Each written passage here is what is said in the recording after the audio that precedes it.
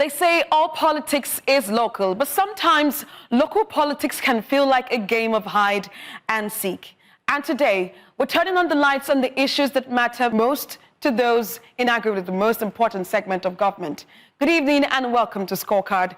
I am Sarah Ayeku, and this is the show where receipts matter, excuses don't. Here, every leader gets a reality check from the people they serve. So what is Scorecard? It's not just a show, it's a platform for citizens to measure leadership where it matters most in the everyday lives of Nigerians. And we're talking about achievements, failures, and the spaces in between. Because good governance isn't just a campaign promise. It's a contract with the people. It's an accountability project. And we'll begin by going into the local government councils in Nigeria to measure the impact of how leaders are performing. Well, let me break it down for you. Across the country, 774 local government areas sit at the front line of governance, operating just below the state and the federal levels of government. Each one administered by an elected council chairman with councillors and a big promise to bring change closer to the people. But how many are living up to it? In Nigeria, each local government area is subdivided into a minimum of 10 and a maximum of 20 wards. We'll take a short break, and when we come back, we'll be tracing the money. Billions have now been allocated to local government areas. So, where is the impact? Stay with us.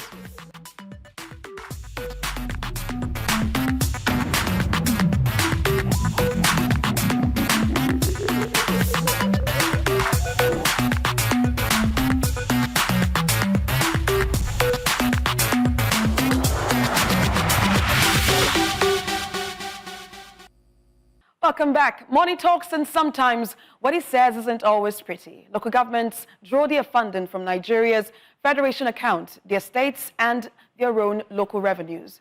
But the story that money tells varies widely across the country. Allocation of funds to local governments is constitutionally guided by Section 162 of the 1999 Constitution as amended. And this ensures a share of the federation's revenue is shared amongst 3 tiers of government. Recent data from the Nigeria Bureau of Statistics highlights the significant disparities in allocations. In the first half of the year 2024, Lagos State's local government areas received the highest cumulative allocations from the Federation Account Allocation Committee. Notably, Alimosho local government area in Lagos State received the single highest allocation nationwide, totaling 11.13 billion naira during this period. Well, big budget, big figures, big expectations, mixed results. And to break down the intricacies of local government administration, financial allocation, and their impact on communities, we're joined in the studio by Segun Sopitan. He is the chairman of the Accountability, Candour and Transparency Network. And also joining us virtually is Francis Chilaka, a political analyst. It's good to have you join us, gentlemen. Thank you so much, should I say. Thank you for joining us. From an accountability project, I'm going to start with you, Mr. Segun Sopitan. What parts of the local government system in Nigeria are working as intended? Wow. First of all, it's a pleasure to be here. Thanks for having me in your studio.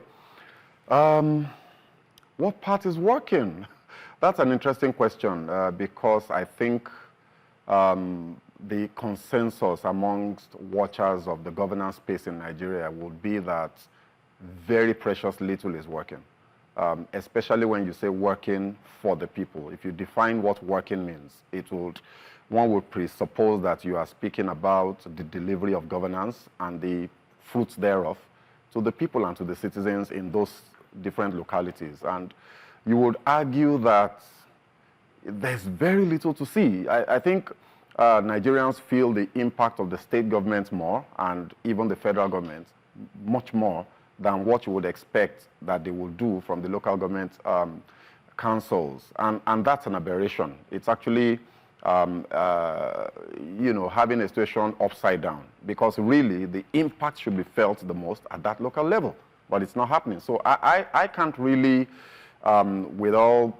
conscience, say that one particular part of the local government structure is working for the people. I think we have a long way to go and a lot of work to do in terms of trying to compel them to deliver governance to the people. But if you take a look at from your perspective as a transparency agency, what really are the accountability gaps at this level of government? As it stands today, there's very precious little in terms of structural provisions for demanding transparency and accountability from these local councils. They are literally only accountable to the person that puts them in office, and typically it's not the people, which is an aberration. The person they feel beholden to and that they must give account to happens to be the governor of their states. And this is not true only in just Lagos State.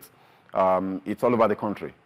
So I think we do have a lot of work to do in terms of trying to develop the structures and the systems to ensure that every single kobo that gets allocated to these local councils, especially now that we do have this direct allocation thing happening now, I think we have a lot of work in trying to demand accountability. One of these things that one would think we can deploy, in this area will be the Freedom of Information Act.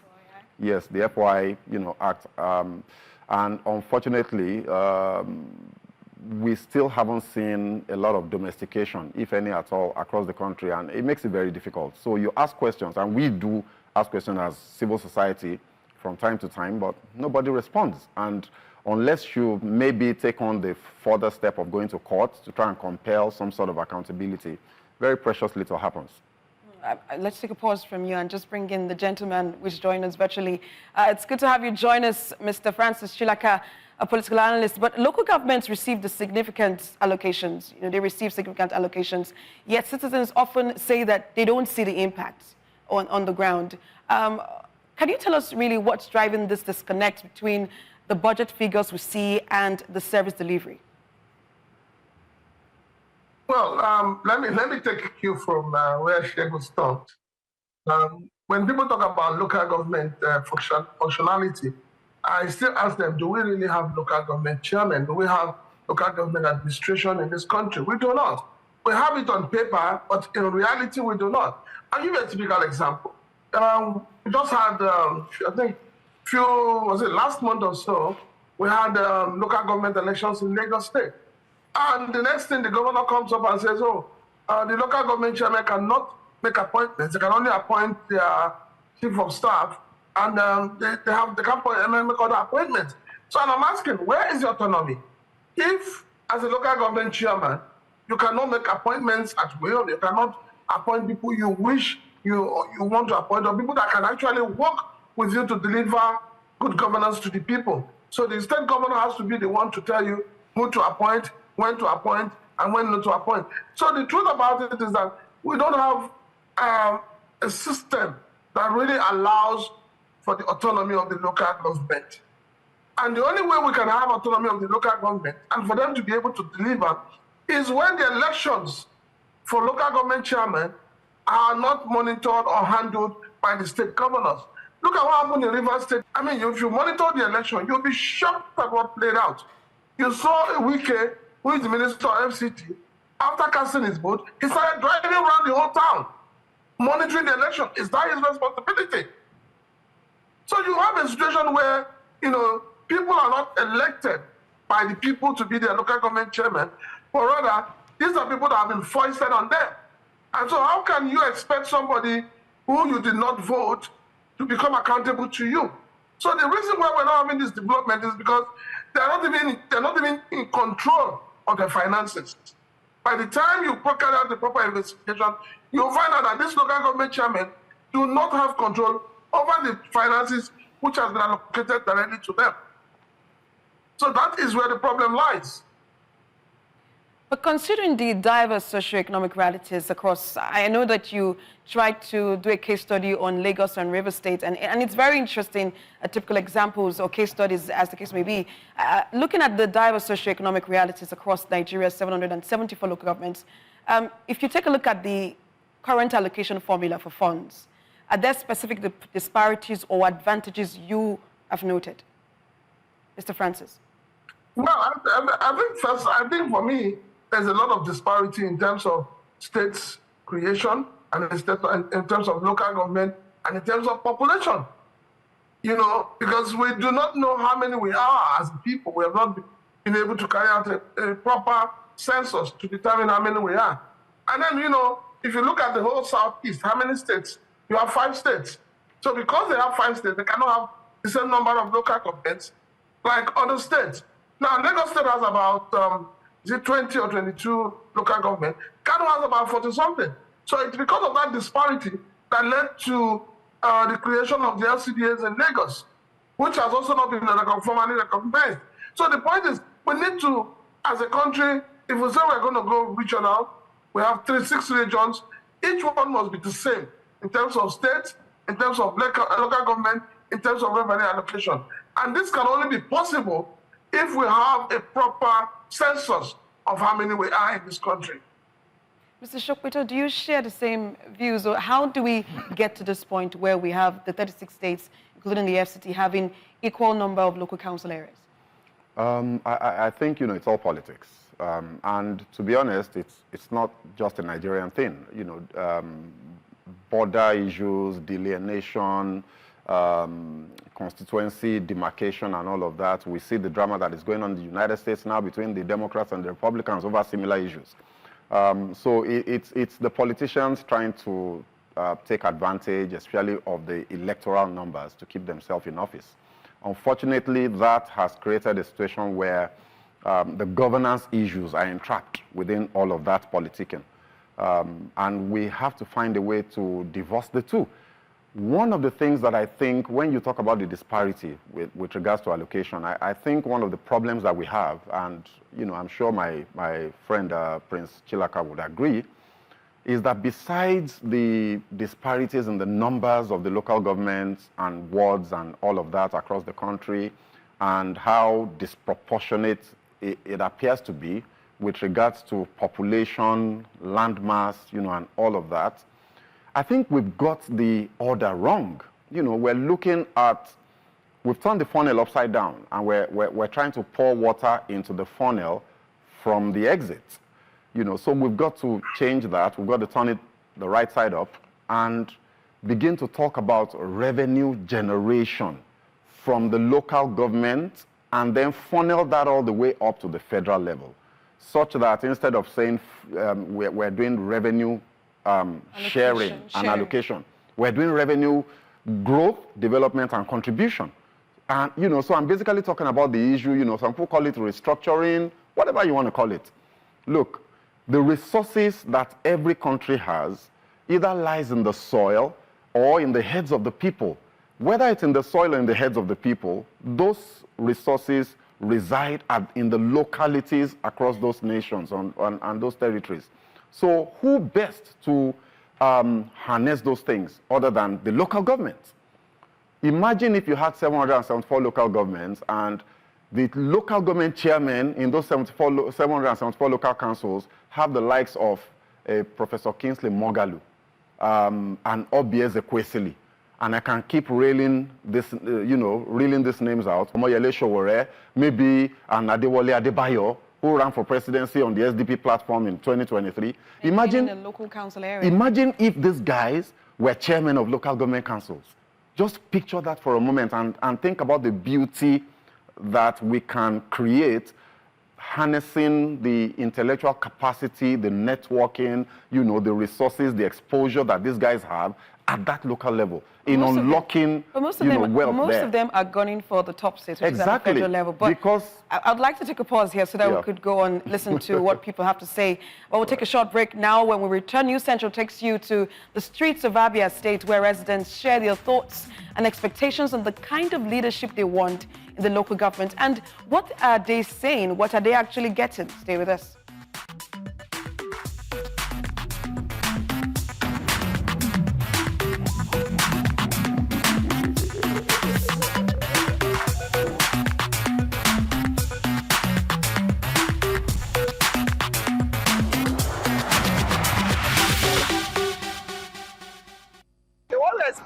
From them is a transparent leadership. We need a transparency because many people complain when things are being given, in the local government, it will not get to the grassroots. So whatever they are doing now, they want to do things right. We need everything to be done right. And let whatever that is for people get to the grassroots. Let them not do it based on their own personal interest. Because I know so many of them, they give to their families first. And in the area of the health center and the schools, yes, they've not done really well. So they just have to up their doings in that area so that we can have facts. It will help the states to grow. There are a whole lot of things for them to do. Number one, the security of their localities is to be their major concern. The training and development of the teaming youths shouldn't be left for the state government alone because they have a vote, a fund they are controlling straight from the federal government. I think so, with the new arrangements. Two, the parks, the health centers should be their base. What I expect from the local government is for us to give us more jobs, make the youths to be happy, create more revenue where we can get things where we can get money, work and make money so that we cannot become touts in the society, or cannot become losers in society. But when there is a lot of job in the society, youth can be happy, and youth is the future of tomorrow. So we beg the local government chairman, most especially that very contemporary road, because we are facing a lot of challenges in that road. We can put more effort.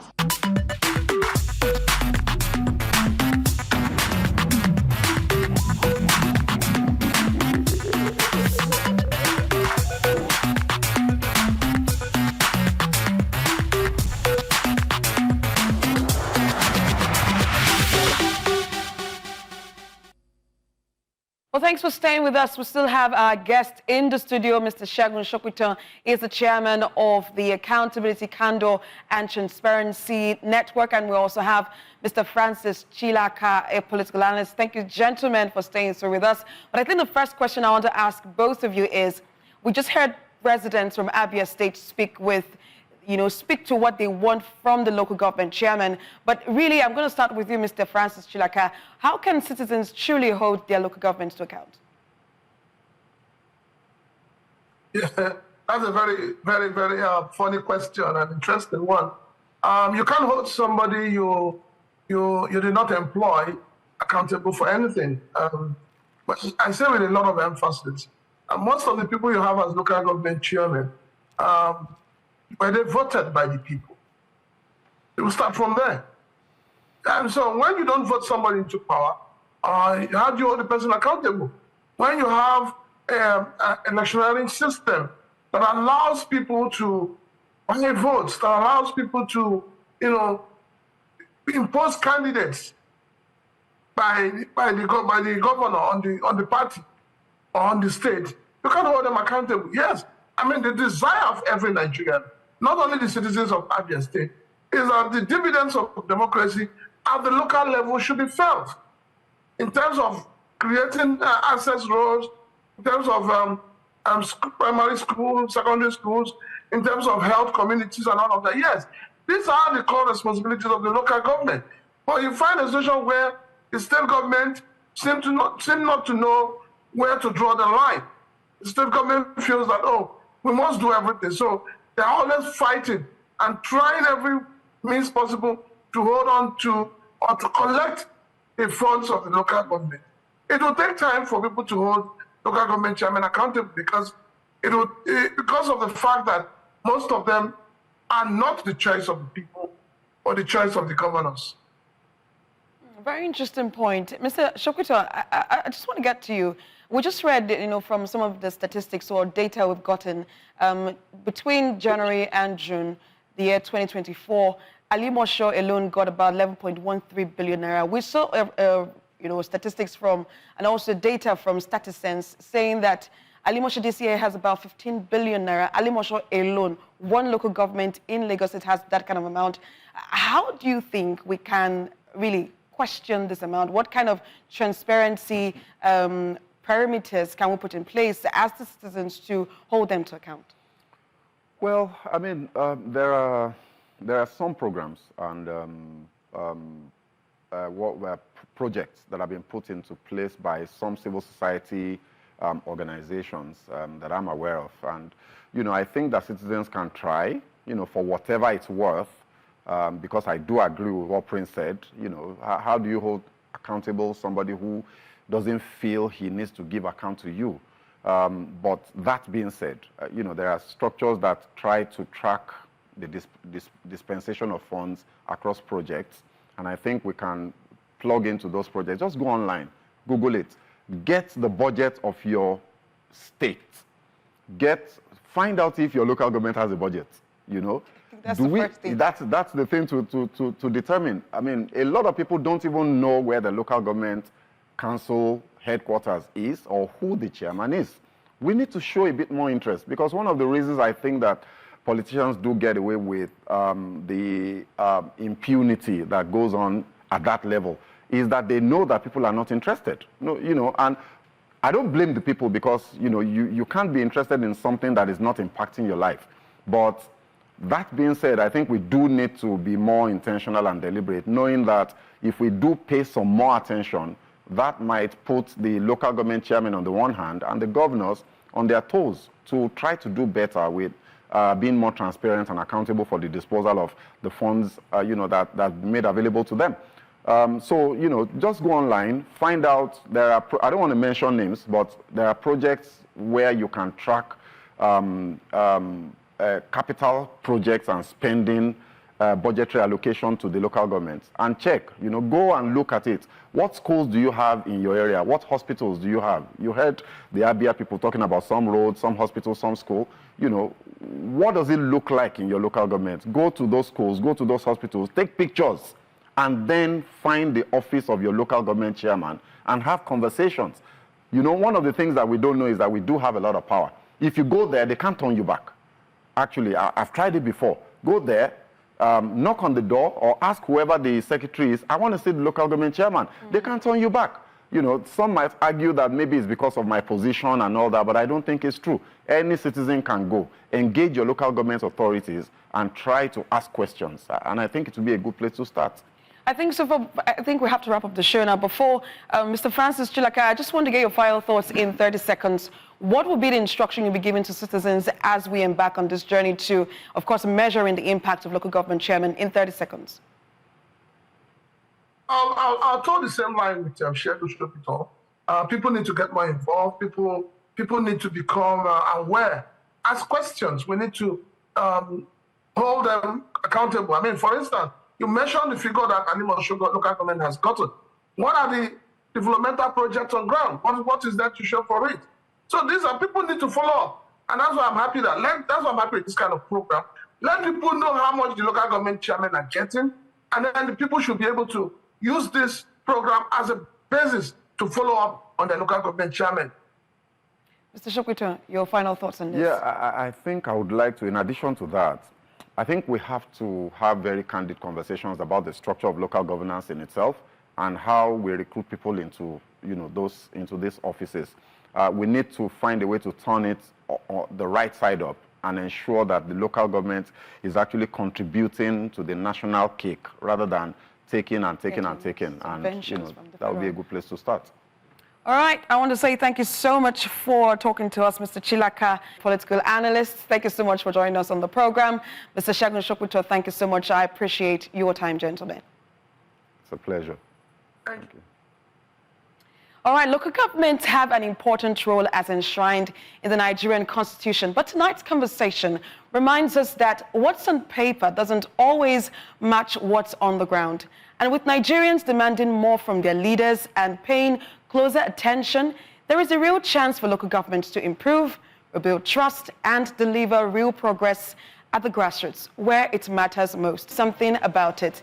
I am Sarah Ayeku, and this is Scorecard, where every promise gets graded by the citizens holding the red pen. See you next week.